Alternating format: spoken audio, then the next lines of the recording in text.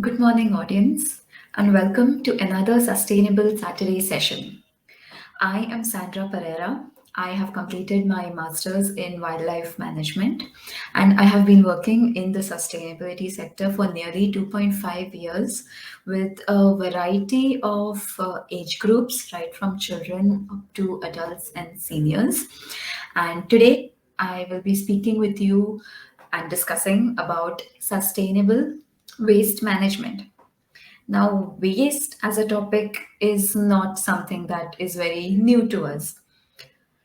Today, we will be speaking on all of these topics: waste, how much waste do we produce every day, the different types of waste that we have, what sustainable waste management is, the ideal journey of our waste, composting, bioenzymes, DIY, and conclusion.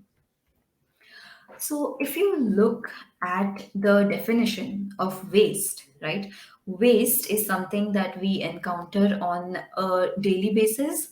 Very few, in fact, none of us can actually say that, oh, I do not generate any waste at all, isn't it? What is waste? What do you consider as waste? So, waste is anything that is discarded, that does not have any usefulness, or it does not have any value, that is no more of use to us.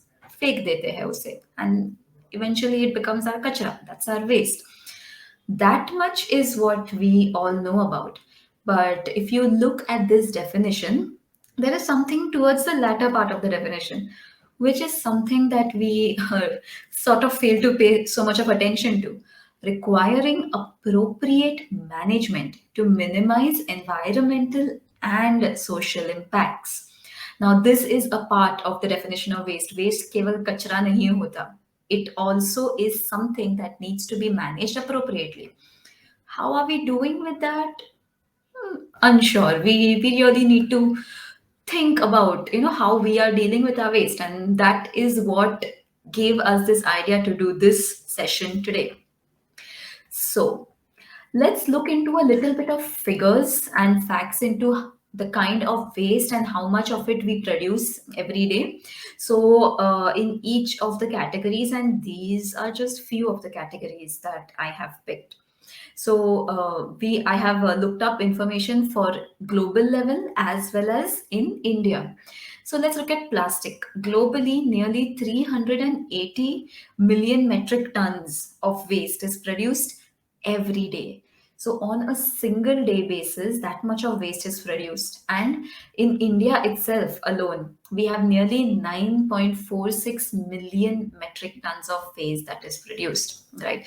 And a million metric ton of waste, if you put together for the entire year of 365 days, that waste that we generate could nearly be as big as an American continent.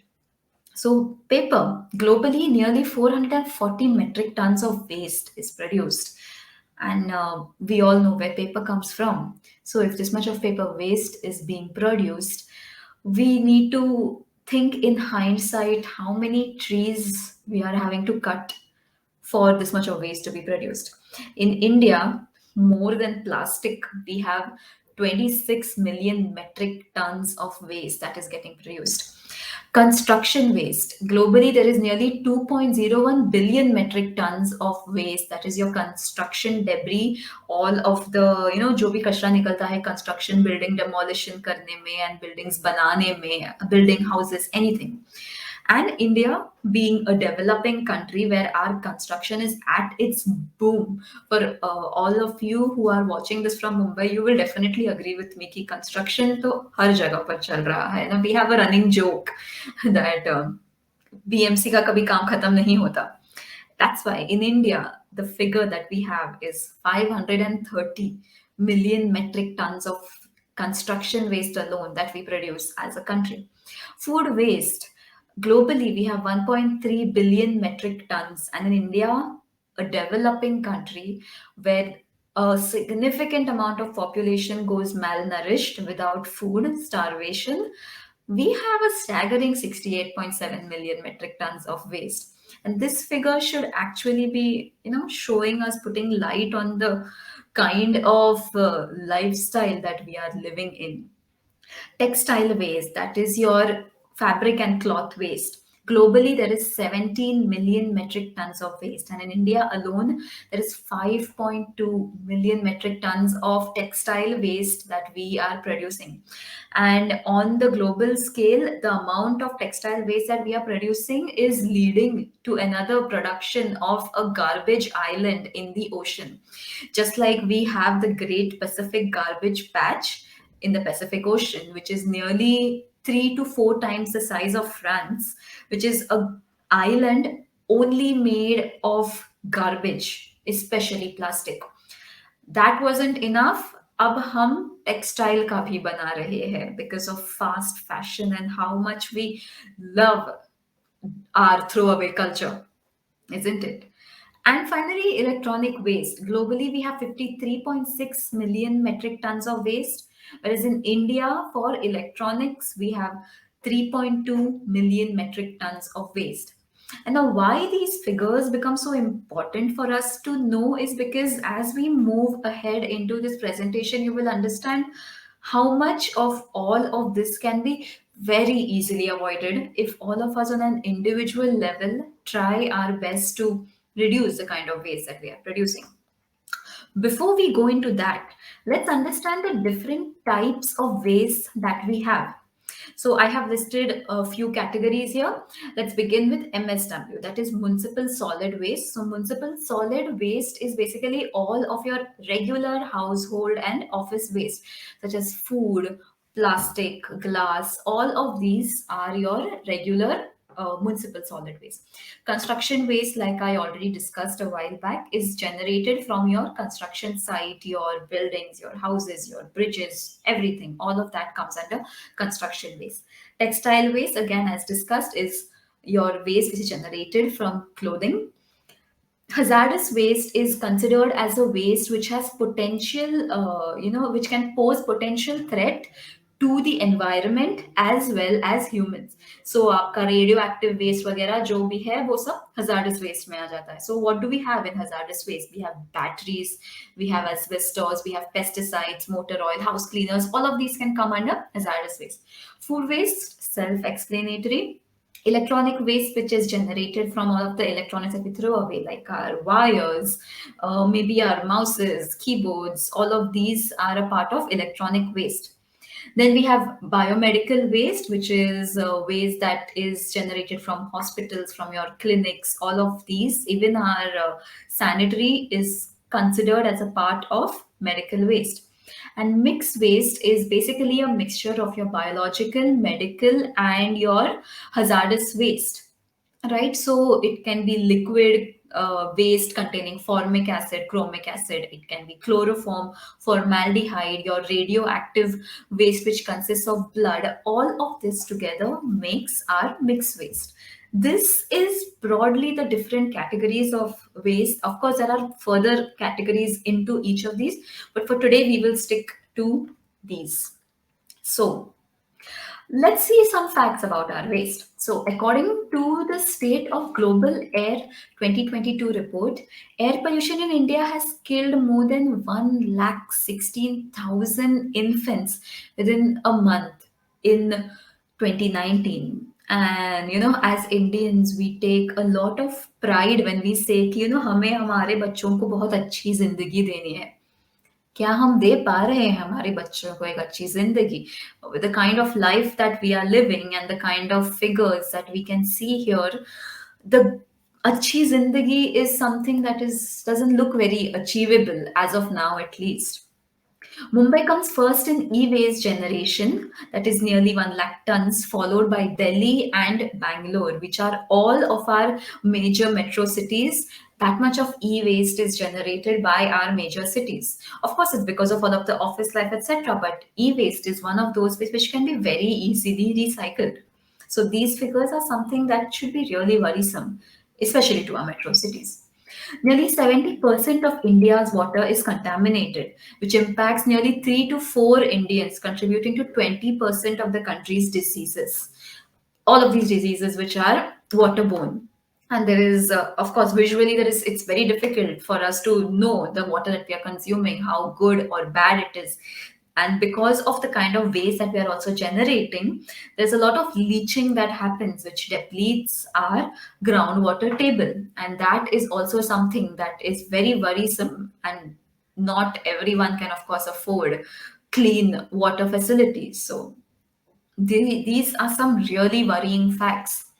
More than one in four children die More than one in four children under the age of 5, okay, are attributed to unhealthy environment. Again, kids being more susceptible to the kind of pollution that we are creating because of them being very fragile. The kind of waste that we as adults generate is something that is causing harm to the next generation.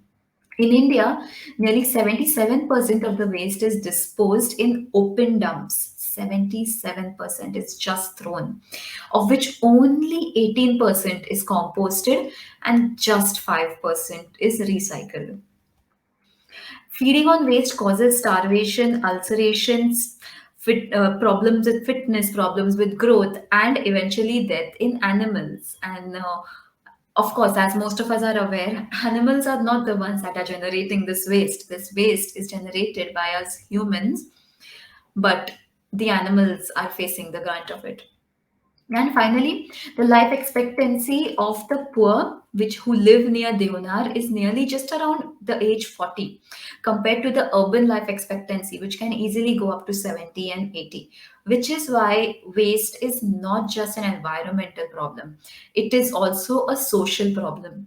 Because when these kind of issues, these kind of problems are faced in a city, in a metropolitan city, it's not really the rich or the upper society that is facing the issues. The people who are poorer, who probably are not even contributing so much to that problem, are the ones who are actually bearing the grunt of the entire situation. And speaking of Deonar, for those of us who are from Mumbai, this must be a very familiar picture, right?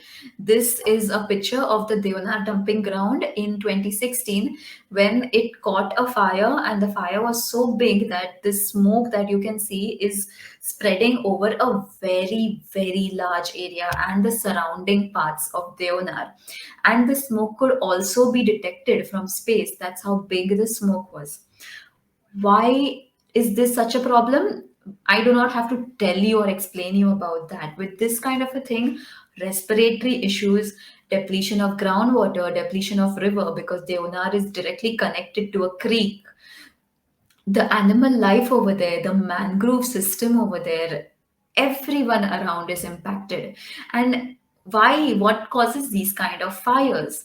It's the mixing of waste. When you have so many different categories, especially your hazardous waste and your food waste, all of these together, there is intense generation of methane. And methane is a very harmful gas. There is so much of radioactive material there that it just needs a little bit of something and it can easily catch fire. And now this is one of the biggest incident. There have been many such fires at Deonar, right? uh, the capacity of a dumping ground is only so much, but we still keep on dumping our waste because we do not have sufficient space to land all of that waste in our cities as compared to the pace at which we are generating our waste. So the problem that we are trying to understand here is that on a daily basis, the amount of waste that we generate, there is something that we can start working on in order to move ahead. And the only way we can reduce that waste that we are generating on a day to day basis, if we start limiting the consumption of the resources that we are doing, right? When I'm talking about consumption of resources, it was just day before, like 3 days back, on the 2nd of August in 2023, if you can see here, was the Earth Overshoot Day this year, right? Last year, the Earth Overshoot Day was on 28th of July, the year before that, 29th of July, and in 2020 it was somewhere around August. Now you must be thinking like, अरे अच्छा तो है ना? 2023 में now the overshoot day is happening on the 2nd of August, right? So as comparatively, we're just moving like एक दिन दो दिन आगे. So not so bad. Maybe we are actually learning, and maybe we are actually recovering, and some kind of a change is happening.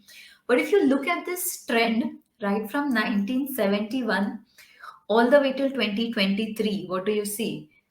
A constant decline, isn't it? Earlier, nearly in 1971, somewhere around 72, the overshoot day was in December. What is Overshoot Day? The Earth Overshoot Day is basically the day in which we have consumed an entire year worth of resources. Now, an entire year worth of resources ideally should be consumed by December, which is what was happening in 1971, and it has steadily now been declining, and we have managed to bring it all the way to half year, right? It's just 6 7 months into this year, and now we have already consumed our resources. So now how much we are consuming is 1.7 earths. And when does this become a problem? When you think about the future generations again, because now that we have reached our limit of the resources that we can consume, now we are literally borrowing from the future for us. That means we are reducing the amount of resources that will be available for the future. A lot of these resources that we use on a daily basis are non renewable, especially your coal, your fuel, all of these resources. And these numbers are very worrisome until the Earth Overshoot Day is coming in the month of August and the month of July. It is going to be very, very, very worrisome for us, right? So, again, this is something that shows us the kind of consumption that we are doing on a daily basis as an entire, planet. All of us cumulatively are consuming all of this. So, the state of our waste management system and our living is pretty harsh. But if there is a problem, for every pollution, you definitely have a solution. What is the solution? The solution is the missing letter from both of these words. That is you. You and me are the solution. The solution can only begin with us. And how can we bring this solution into our life? By sustainably managing our waste. Now, before we go into the big words, sustainably managing our waste, let's understand what this would mean. Sustainably managing our waste would mean when we are treating our waste in a manner that it is good for the planet. That is through the integration of your three R's: reduce, reuse, and recycle. So, when you are consuming, when you are using any kind of resources, you can see and find ways when you can reduce it. If there is something that you can't reduce, you can try and reuse it, and whatever you best possibly can, you can recycle. So it should be beneficial for the planet, it should be beneficial for the people through the integration of the sustainable development goals, the 17 goals that are given to us by the United Nations, which states all of the things that we can do, which will help us keep in mind not just the people and not just the environment, but also the social aspect of it, because like we just discussed, this is also a social issue. And finally, for the profit, because there is so much of money that is going into managing our waste, managing our dump yards, and managing our everyday waste that we generate. So it should be beneficial for that. It's that also, and this is something that can be achieved through circular economy. That is not just use and throw. It is something when we use and we recycle, and then we create another product from it, and then we use that again, an economy which goes all the way around instead of a one way. And this is also the definition for sustainability. That is the three pillars for sustainability: people, planet, and profit. When we manage our waste in this manner, can we actually attain sustainable waste management? So, what should ideally be done for us if we want to sustainably manage our waste? Waste which we generate from our house. For this example, let's stick to our house.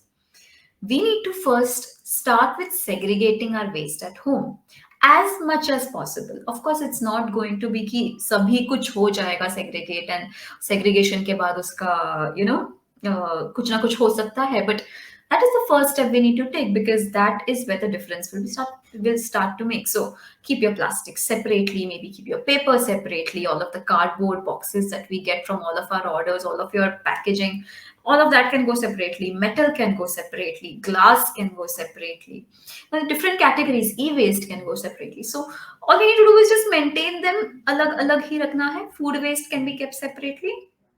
Once your waste is segregated, of course, there is still going to be some amount of our waste that is going to end up in our landfill, and we can't help it.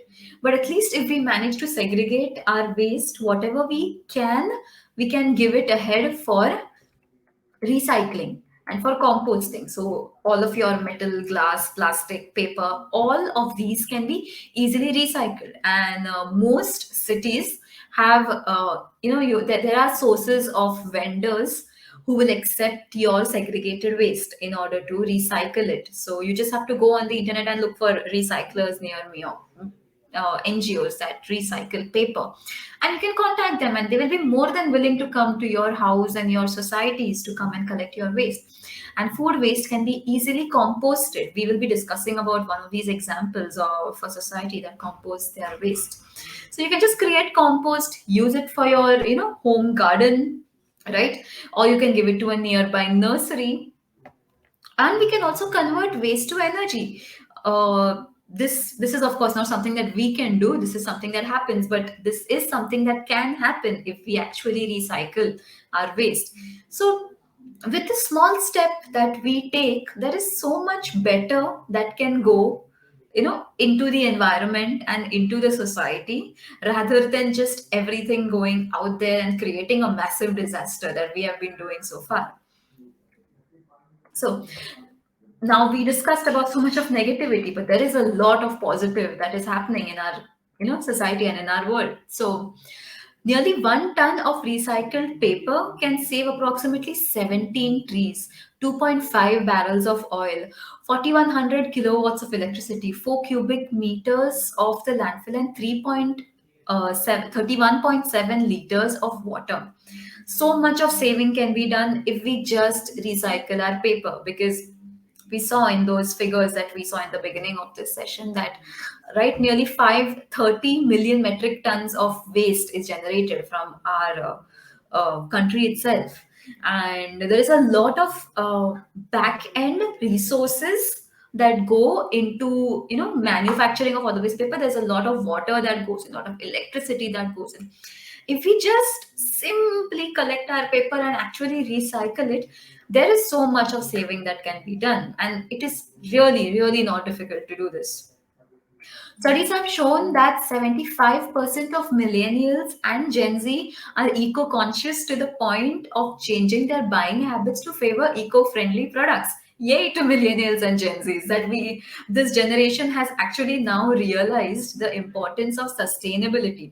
In the last decade itself, sustainability has started to pick pace in society, and there is a lot of talking about sustainability that's happening, which is what is causing a lot of brands also to move in the sustainable direction, right? So if an entire generation of people are actually opting for eco-friendly, it is definitely not difficult for the rest of us who are not still doing it, to try and actively look out for brands that are using recycled material, or brands that are using earth friendly, eco-friendly material. Then 1 ton of plastic is used to make 1 kilometer of road in India. So cities like Chennai, like Bangalore, New Delhi, there are a set of roads that are made using recycled plastic. And this is some amazing initiative, because we have this constant tendency to think that अरे सरकार क्या कर रही है, अगर सरकार ही कुछ नहीं कर रही है तो हम क्या कर सकते हैं. But सरकार कर रही है. They are also trying their best to you know take initiatives and do certain things. And but again, where does this plastic come from? All of this is the plastic that us consumers, regular people, use and then give it into recycling. So if we want the government to take up initiatives, we ourselves need to take up initiative. Housing society in Mumbai, the example I was just going to talk about a while back, has managed to go completely zero waste by segregating and composting all of their waste. So there is a society in Andheri that actually had a garbage dump outside of the building, and the people were of course facing problem because of that, and they needed to find a solution to it. So they all came together as a society, learned about composting, actually set up a composting bin within the society itself. Of course, it all began, I want to really emphasize on this, it all began because they first tried to educate themselves and understand the importance of segregating waste and managing waste efficiently. So education is a very important aspect when it comes to all of these things. And now that we are at it, I really would want to thank all of you all who are actually watching this session for taking the effort, taking the first step into educating yourself, into managing your waste. So it all begins there. A little bit of knowledge, some motivation, and of course, unity, and we can very easily manage and compost our waste. Ambikapur, which is a city in Chhattisgarh, has managed to attain the title of zero landfill city. Ambikapur, along with two other cities, one from Kerala and one from Maharashtra, have actually attained the title of zero landfill city along with the help of local authorities. So, again, we can see that if the people take initiative, the government is more than willing to help. So, all that we need to do as a society is come together and take initiative. And finally, recycling has a potential to create 6 times more jobs and generate around 14 lakh crore of additional cost savings by 2030. So there can also be a good thing for all of us where we will have jobs generated if we can only manage to actually recycle, and it's going to be good for the economy as well. So let's look a little into all of these solutions that we have. So composting, something that can be easily done at home. Now, when we think of composting, we think यार smell आएगा, ये होगा, वो होगा, कीड़े मकोड़े आ जाएंगे. Composting is actually a very, it's not a dirty process if it is done right. And there are a lot of resources also available. We at Green Yatra here also conduct sessions on composting, how you can compost in a nice manner at your home and at your offices.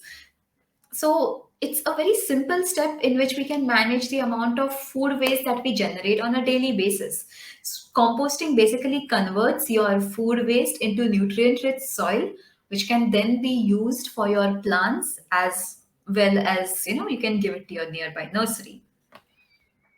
Then we have bioenzymes. Bioenzyme is basically this kind of a organic liquid that we prepare using the quantities written over here with jaggery, citrus, and water. Bioenzyme has a multitude of uses. It can be used as a fertilizer for your plants. It can be used as a pest repellent. It can be used as a cleaning agent instead of your detergent, right? It can be used in many different purposes in different quantities, and it is a very simple process to make bioenzymes. So it is something that you should really look up. Again, this is also that we offer as a session here at Green Yatra. So it's a very simple process, and you can very easily ditch your chemical cleaners and instead go for bioenzymes.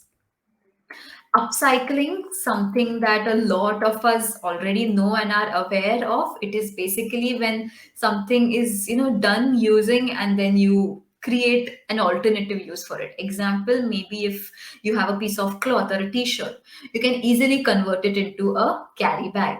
Or maybe if you have some old bottles, you can use them as planters. There are many different things that you can upcycle in your daily life. And finally, DIY and best out of waste, because craft was our most favorite thing to do as a kid in school. And somehow we have just lost touch with it. So we can, of course, always go back. And it's one of the easiest and most sustainable ways to, manage our waste. So different things that we can do with our DIY. You can make plastic bottle planters, as you can see in this picture here.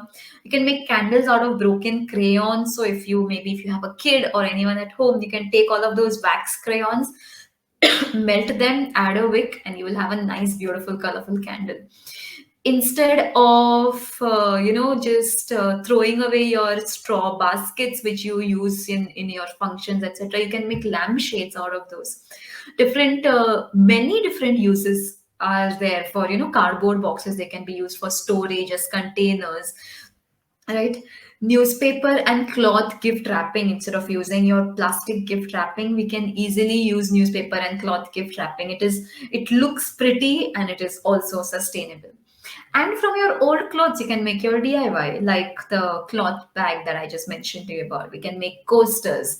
Can I also recently came across this one page on Instagram where they use different cloth waste and patch them up together and make beautiful looking saris out of it. So these are some very simple and easy things that we can try and adopt in our daily life, and we can reduce the amount of trash that we are just throwing away. So, with that motivation, I would like to end today's session. I really hope you will be able to reduce your waste and you can begin your journey of sustainability. Thank you so much. And we will see you next Saturday for our next session.